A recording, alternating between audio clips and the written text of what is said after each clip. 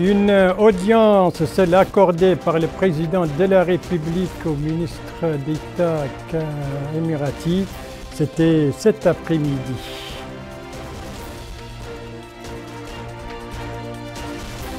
Un lancement, celui de la campagne nationale de vaccination du bétail, c'était aujourd'hui à partir de Nema au Rod de Charqi, supervisé par le ministre de l'élevage. C'était plutôt au Rod del Gharbi, n'est-ce pas? Ici, c'est la visite au Rod de Charqi du ministre de l'hydraulique et de l'assainissement pour visiter plusieurs sites relevant de son département. Voilà donc pour les principaux titres de votre 22h. Et n'oubliez pas que pour vous prémunir contre la Covid-19, rien de tel que la vaccination et le respect des mesures préventives. Et c'est parti donc, mesdames, mesdemoiselles, messieurs, bonsoir et bienvenue à votre 22h de ce vendredi. Vendredi 29 octobre 2021, 22h que nous commençons par la diplomatie avec les relations mauritano-émiraties et les moyens de les renforcer. C'était à l'ordre du jour ce week-end, à la fin de cette semaine donc, à Nouakchott, à l'occasion de la visite du ministre d'État qatari, plutôt émirati. Et le point culminant de cette visite, c'était l'audience accordée par le président de la République, M. Mohamed Ould Cheikh Al Ghazouani, au chef de la diplomatie de l'État des Émirats arabes unis. Abdelrahman Hamad. Et aujourd'hui, entre le président de la République, son Excellence M. Mohamed Ould Cheikh Al Ghazouani, et le ministre d'État des Émirats arabes unis, son Excellence Cheikh Cheikhbout Ben Nahyan Al Nahyan, ont porté sur les relations de coopération existantes entre les deux pays frères et les moyens susceptibles de les renforcer davantage. Le responsable émirati a transmis au président de la République les salutations de son homologue émirati, son Altesse Cheikh Khalifa Ben Zayed Al Nahyan, et de son prince héritier, son Excellence Cheikh Mohammed Ben Zayed Al Nahyan. Le président de la République et son hôte ont réitéré leurs engagements et ont discuté de nombreuses questions d'intérêt commun. L'audience s'est déroulée en présence de M. Ismail Ould Cheikh Ahmed, ministre des Affaires étrangères, de la coopération et des Mauritaniens de l'extérieur, Mohamed Ahmed Ould Mohamed Lamine, directeur des cabinets du président de la République, Mohamed Lamine Ould Labay Ould Cheikh Al-Hadrami, chargé d'une mission à la présidence de la République, Hamed Ghanem Hamed El-Mheri, ambassadeur des Émirats arabes unis à Nouakchott, Mohamed Khamis El-Ketbi, directeur des cabinets du ministère d'État, Abdelrahman Medhat El-Habsi, conseiller économique, et Talal El-Houssani. Pour l'audience et à l'issue de cette audience, le responsable de l'État des Émirats arabes unis, donc le ministre d'État, a fait une déclaration en arabe. Donc voici la traduction, toujours avec vous, Abdelrahman Hamad. Je tiens tout d'abord à remercier son Excellence le Président de la République pour l'accueil chaleureux et l'hospitalité et mon frère son Excellence le ministre Ismail Ould Cheikh Ahmed pour m'avoir facilité cette visite. J'ai eu l'honneur et le plaisir de transmettre les salutations de la direction suprême des Émirats arabes unis sous la direction de son Altesse Cheikh Khalifa Ben Zayed Al Nahyan, président de l'État, qu'Allah les protège, et son Altesse Cheikh Mohammed Ben Zayed Al Nahyan, prince héritier d'Abu Dhabi, et commandant suprême adjoint des forces armées, à son Excellence le Président et au peuple frère mauritanien. Nous avons réitéré nos engagements, Allah soit loué, et nous avons discuté de nombreuses questions qui préoccupent les deux pays frères, notamment des projets d'intérêt commun. Nous espérons que cette relation continuera à se développer et à se renforcer dans tous les domaines. Je vous remercie.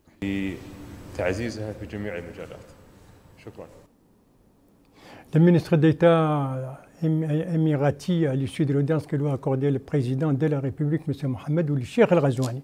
Voilà donc pour la diplomatie. Après la diplomatie, la politique intérieure avec cette campagne nationale de vaccination du bétail. Une campagne qui a commencé aujourd'hui, lancement à partir d'Ayoun, la capitale du Rod Al Gharbi, un lancement supervisé par le ministre de l'élevage. Une campagne qui montre donc l'importance du cheptel, domaine important pour la Mauritanie. C'est un compte-rendu de l'un de nos correspondants dans la région, le Batou Limder. Compte-rendu revient en français par Mohamed El Khattat.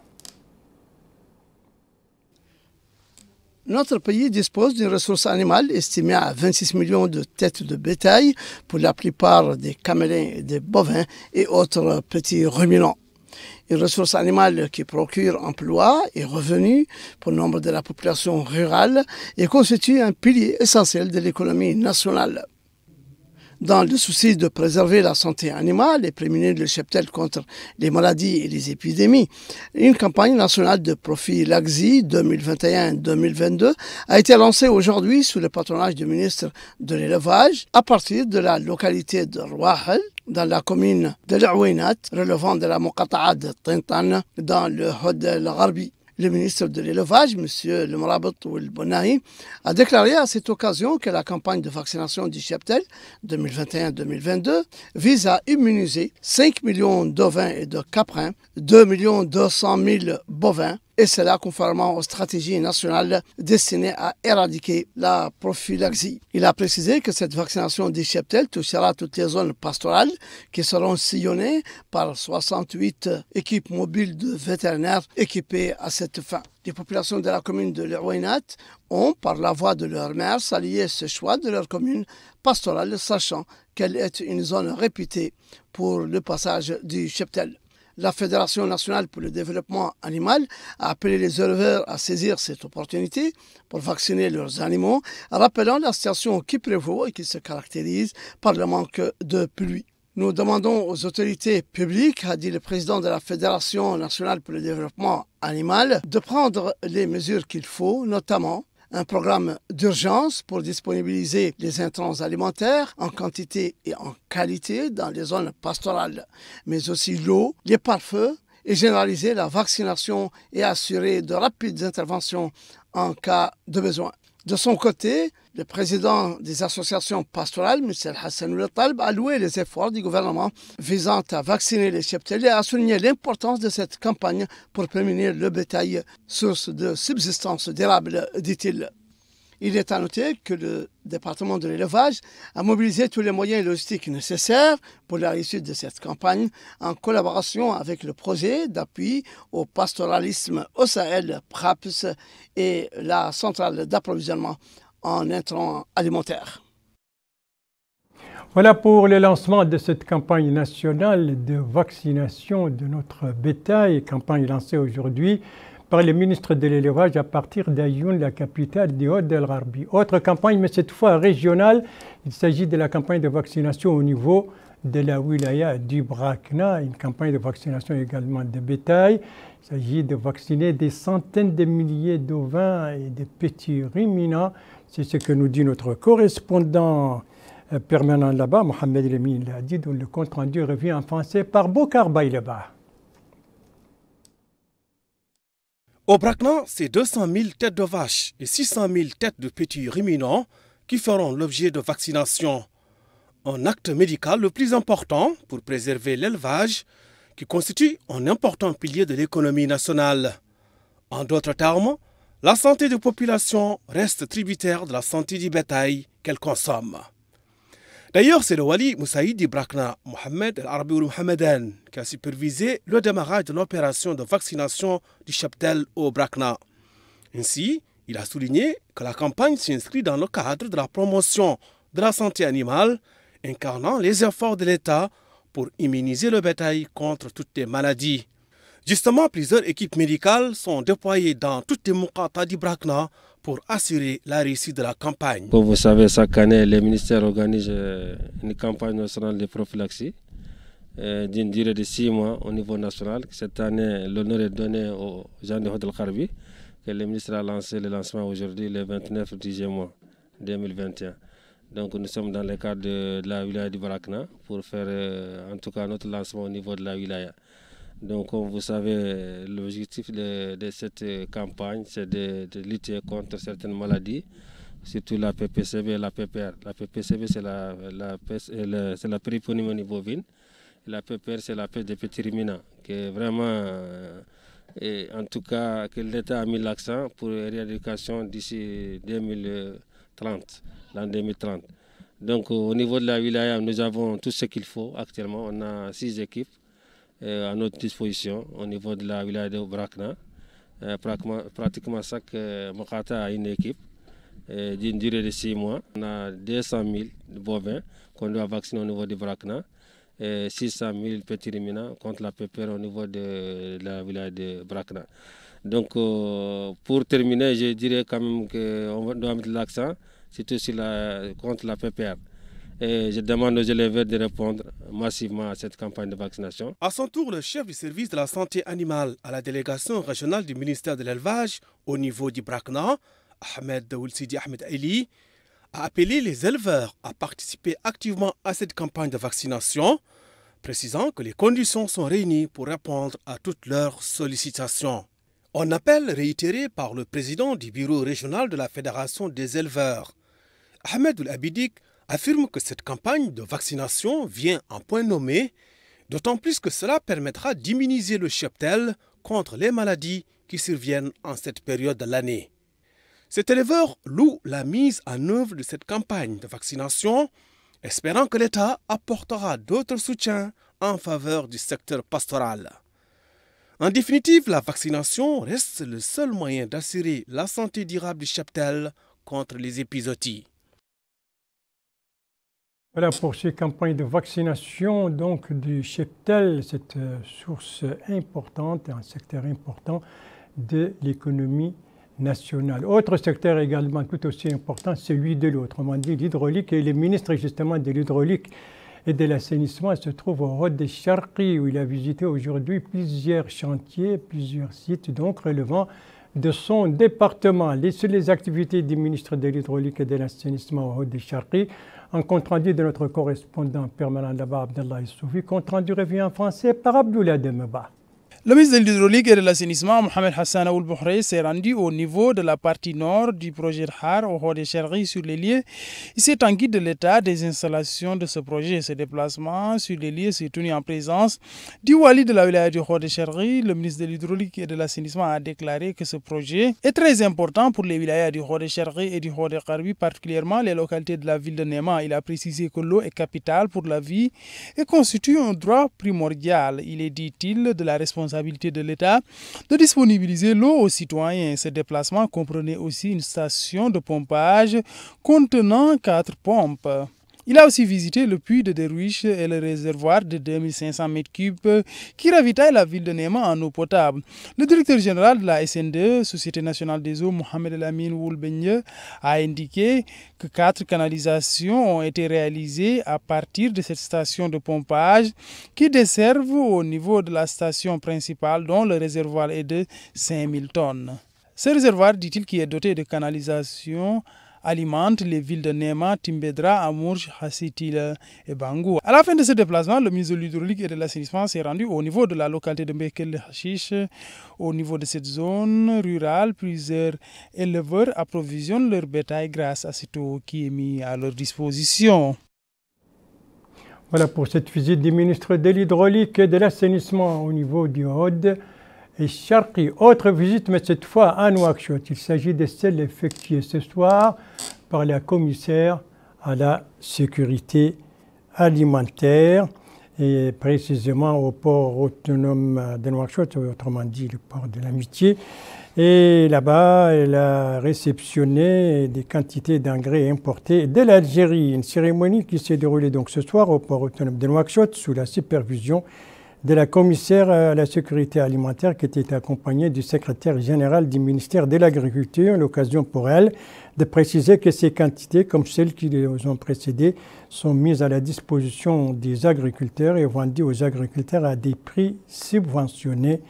La commissaire à la sécurité alimentaire a visité les magasins où sont déposées ces quantités d'engrais destinés donc aux agriculteurs et qui seront vendus à des prix subventionnés. Et nous restons toujours dans le cadre de l'action du commissariat à la sécurité alimentaire, mais cette fois au niveau de l'ADRAR, avec ces gestes du commissariat en direction des coopératives féminines de cette wilaya. De quoi s'agit-il? C'est ce que nous dit notre correspondant de Bab, dont le compte-rendu est revu en français par Melika Nakli.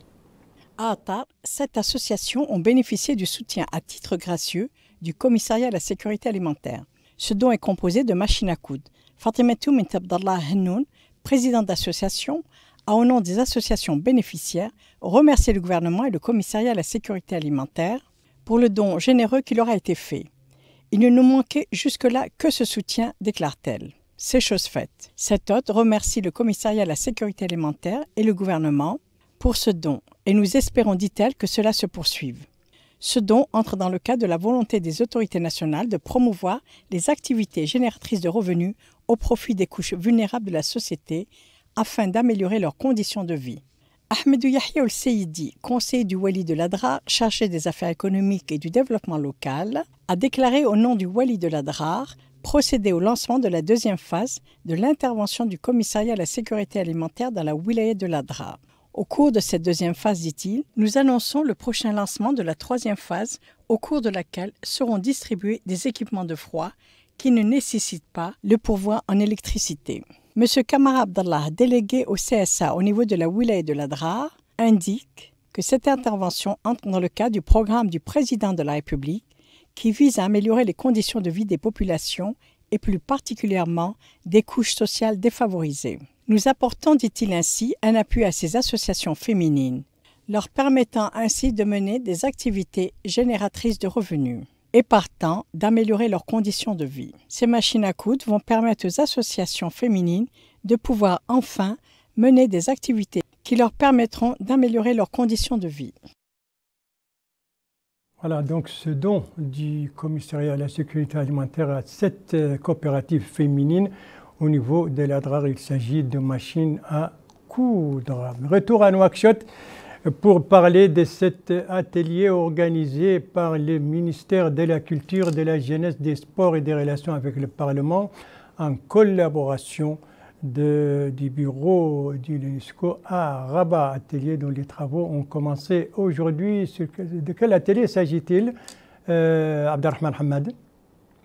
Renforcement des capacités pour l'élaboration du premier rapport périodique quadriennal de la Mauritanie sur la mise en œuvre de la Convention 2005 de l'UNESCO sur la protection et la promotion de la diversité des expressions culturelles.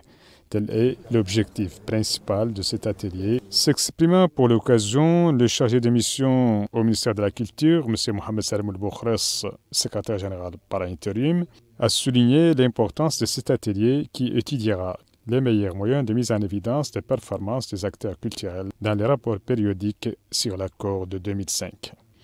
Il a ajouté que cette rencontre se tient avec les acteurs culturels nationaux qui ont accompli de nombreux travaux culturels importants, participant de la richesse et de la diversité du patrimoine culturel national, afin de remercier l'UNESCO pour le soutien qu'elle a apporté à la Mauritanie en général et à l'épanouissement de la culture nationale en particulier. Pour sa part, la représentante du bureau de l'UNESCO à Rabat, Mme Sana Allam, a exposé les objectifs de la Convention de 2005 qui classe les créations culturelles comme un levier pour l'économie nationale et internationale, car, à titre d'exemple, la culture fournit plus de 670 000 emplois et plus de 104,5 milliards d'euros, soit l'équivalent de 3,2% de la richesse française, ce qui fait d'elle un secteur déjà important et stratégique, a-t-elle précisé. Les participants à cet atelier de 3 jours ont suivi au cours de cette première journée des exposés portant dans leur ensemble sur les principaux axes de la Convention 2005 de l'UNESCO et les meilleures méthodes pour l'élaboration du premier rapport de la Mauritanie dans ce domaine. Et ça, c'était cet atelier donc relatif aux préparatifs, à l'élaboration des rapports périodique quadriennal de la Mauritanie relatif à la Convention 2005 de l'UNESCO sur la diversité culturelle, un atelier qui doit durer 3 jours et dont le coup d'envoi a été donné, vous venez de l'entendre, par le secrétaire général par intérim du ministère de la Culture, de la Jeunesse et des Sports et des Relations avec le Parlement. Le secrétaire général par intérim qui a présidé également aujourd'hui, toujours à Nouakchott, une autre cérémonie cette fois concernant les journalistes. Quoi consiste cette cérémonie, Mohamed Khattab? C'est une cérémonie de remise d'attestation de formation profitant à 48 journalistes des médias publics, notamment de l'Agence mauritanienne d'information et de la télévision de Mauritanie, El Mauritania, ayant remis à niveau leurs compétences dans divers domaines.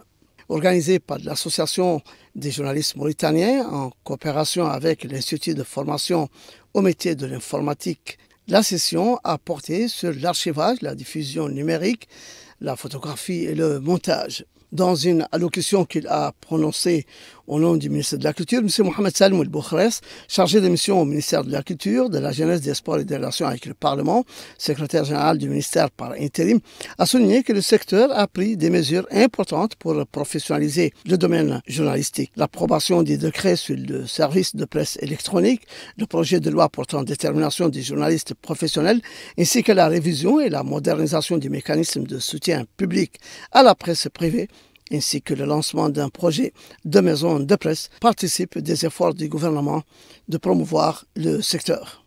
Cela a-t-il souligné, conformément au programme de son Excellence le Président de la République, Mohamed Ould Cheikh Al-Ghazouani, et sa volonté d'œuvrer à la mise à niveau des personnels de la presse et à préserver le respect de la liberté de presse et du pluralisme des médias. Pour sa part, le président de l'Association des journalistes mauritaniens, M. Moussa Ouelbohli, a indiqué que cette formation s'inscrit dans le cadre d'une série de sessions que l'association organise au profit des journalistes des médias publics en coopération avec l'Institut de formation au métier de l'informatique, précisant que pour la seule année 2021, 130 journalistes de la télévision et 25 journalistes de l'Agence mauritanienne d'information ont été formés à ce jour. Il importe de préciser que la formation, qui a duré 3 mois, a été encadrée par des experts de l'Institut dans le souci de renforcer les capacités des journalistes mauritaniens.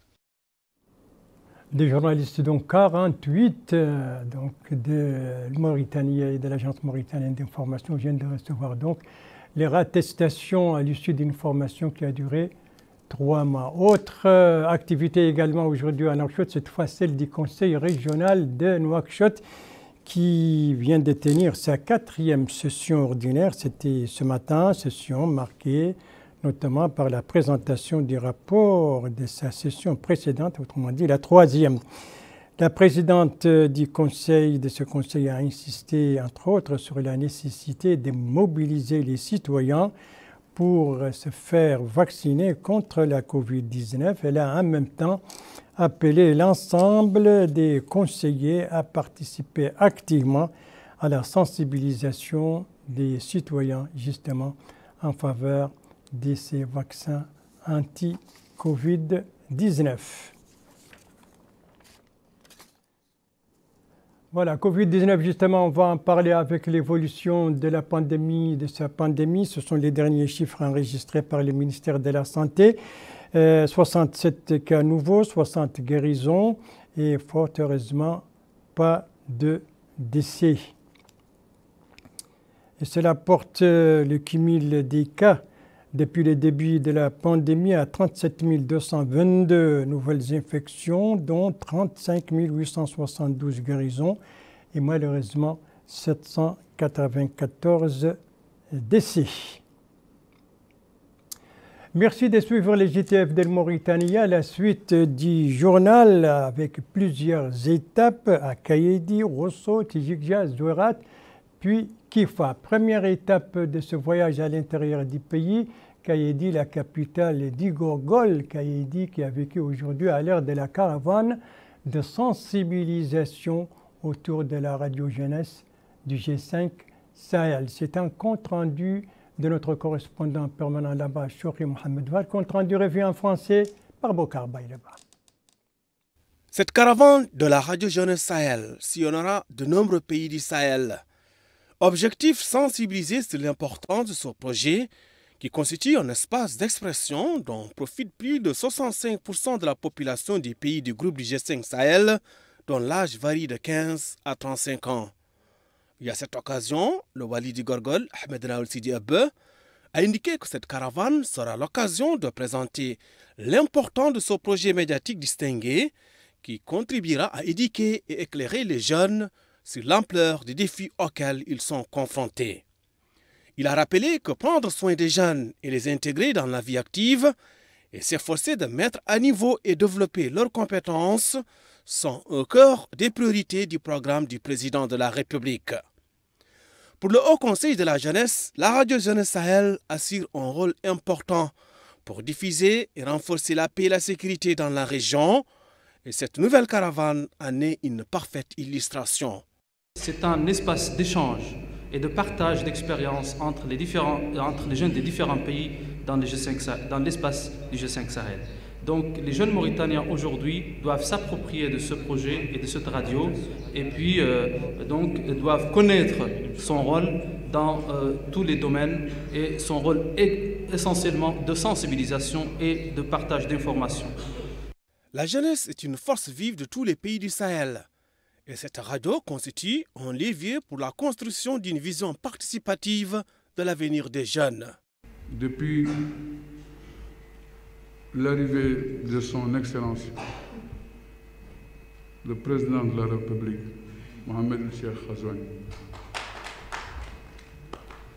a toujours mis un cachet sur l'épanouissement, sur tout ce qui est mouvement de la jeunesse.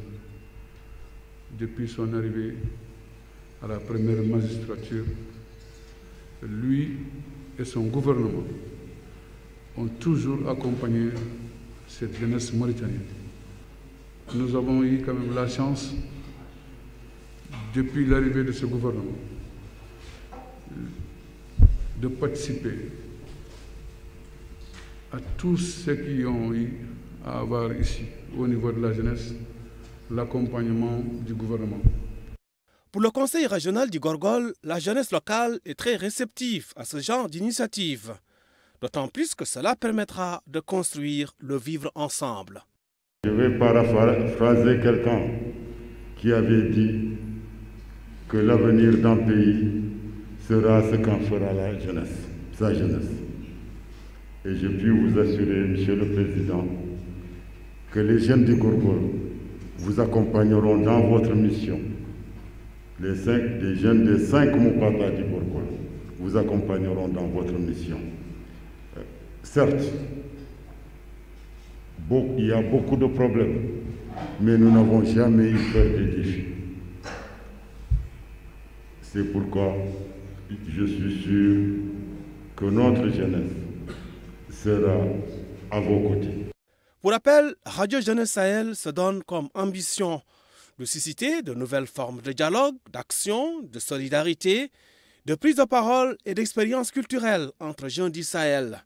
Son siège sera basé à Ouagadougou, au Burkina Faso. La caravane de sensibilisation autour justement de cette radio jeunesse du G5 Sahel, caravane qui était aujourd'hui à Kayedi, la capitale du Gorgol, qui était notre première étape de notre tour à l'intérieur du pays. La deuxième, c'est Rosso, la capitale du Trarza. Rosso qui abrite depuis actuellement un atelier, une formation au profit des agriculteurs. Alors, l'organisateur de cet atelier et les thèmes, les domaines, les thèmes de cette formation, c'est ce que nous dit notre correspondant permanent, Mohamed Mbilal, compte rendu revue en français par Abdelrahman Hamad. La formation approfondie des établissements producteurs et multiplicateurs de semences sur les bonnes pratiques de la production de semences, organisée à Rosso par le ministère de l'Agriculture en collaboration avec la FAO, s'est poursuivie dans de meilleures conditions. Plusieurs exposés ont été présentés par des experts sur les bonnes semences, leurs techniques de production, d'importation et d'exportation. Nous sommes là dans le cadre d'une coopération entre les autorités du ministère de l'Agriculture de la Mauritanie et la FAO. Ils nous ont sollicité pour accompagner des sessions de formation sur les techniques de production et les techniques de contrôle qualité des semences.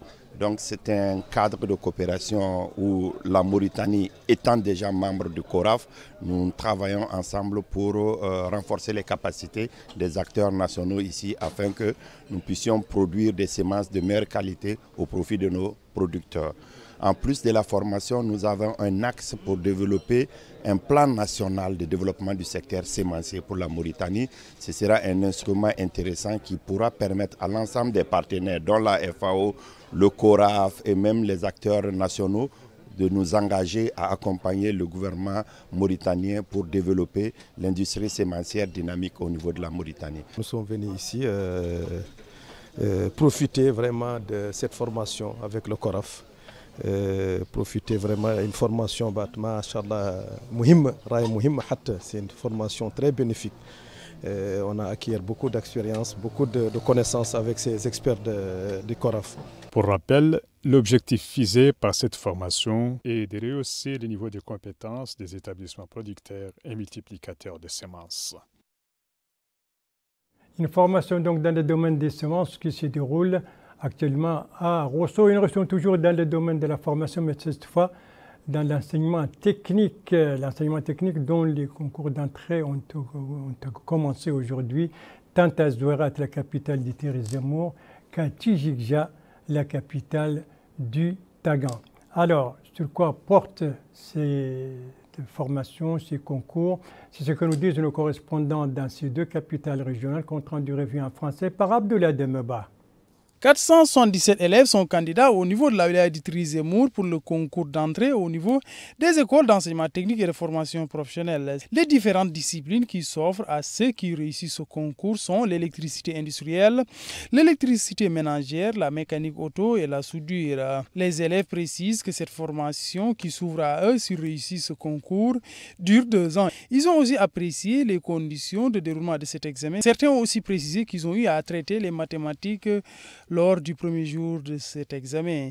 Le Wali Moussaïd de la wilaya du Tizi Zemmour a visité ce centre d'examen afin de s'enquérir des conditions de déroulement de ce concours. Le directeur de l'école d'enseignement technique et de formation professionnelle de Zouérat a indiqué que les 477 candidats concourent pour les filières techniques et le certificat d'aptitude professionnelle CAP. Il a aussi souligné que cet examen se déroule très bien au premier jour, aucun incident n'a été signalé. À Tijikja, 130 élèves participent à ce concours. Cet examen se tient au niveau de l'école d'enseignement technique et de formation professionnelle pour accéder aux filières d'enseignement technique et pour l'obtention du CAP. Le Wali Moussaïd a visité ce centre afin d'avoir le cœur net sur les conditions de déroulement de cet examen. Il a souligné que 52 candidats participent à ce concours au niveau de ce centre. Il a à la fin souhaité plein succès aux candidats. Le directeur de l'école d'enseignement technique et de formation professionnelle de Tijikja a quant à lui mis en avant l'importance des filières techniques et professionnelles dans le cadre de la formation des jeunes, c'est afin de les doter des aptitudes professionnelles et techniques nécessaires pour intégrer le marché de l'emploi. Le lancement donc des concours d'entrée à l'enseignement technique et professionnel et au niveau des Zouérat et au niveau de Tijikja. Dernière étape, non seulement de notre tour à l'intérieur, mais aussi de ce journal, c'est Kifa, la capitale de la Saba. Kifa qui abrite depuis hier le tournoi Al-Kharif.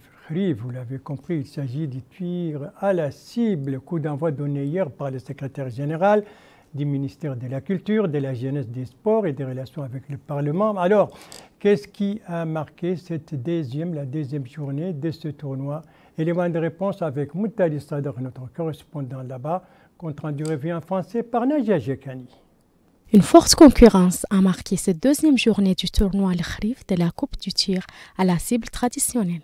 Les équipes participantes espèrent arriver en finale des séries éliminatoires. Un important public est venu soutenir leur équipe favorite au cours de ce sport traditionnel. Cette édition du tir à la cible traditionnelle contribuera de façon significative au dynamisme de l'activité économique liée à ce sport dans les villes anciennes.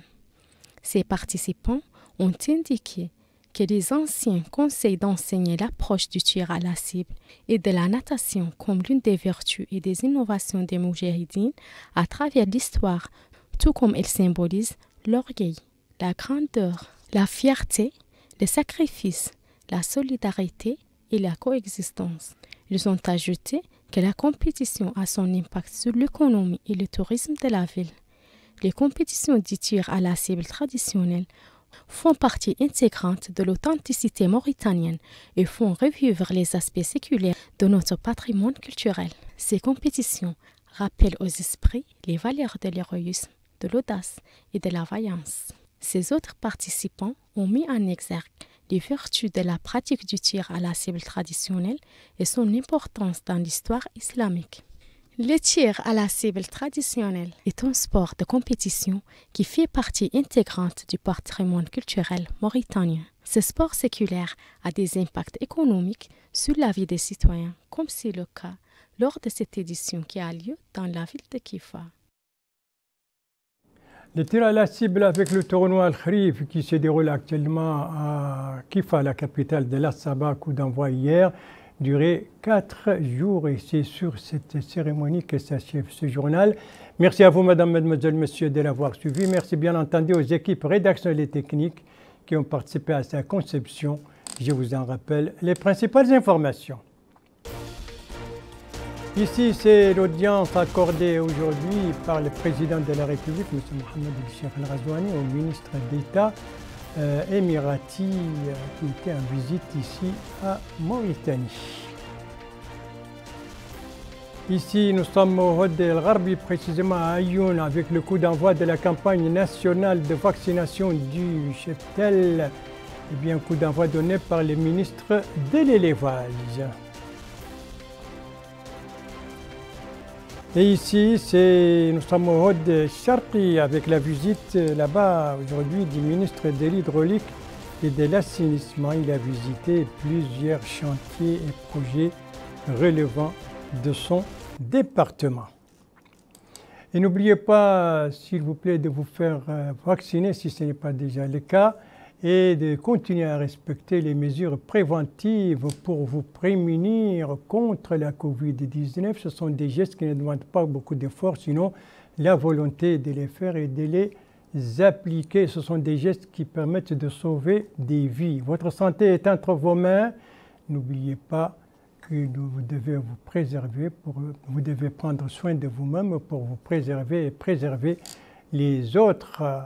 Et si vous aimez vos proches, eh bien, pas d'approche et pas non plus de reproches, et tous vaccinés, tous protégés. Sur ce, je vous souhaite une très bonne fin de soirée, une très bonne fin de semaine, et je vous donne rendez-vous, Inch'Allah, demain à la même heure, 22 h. Bonsoir.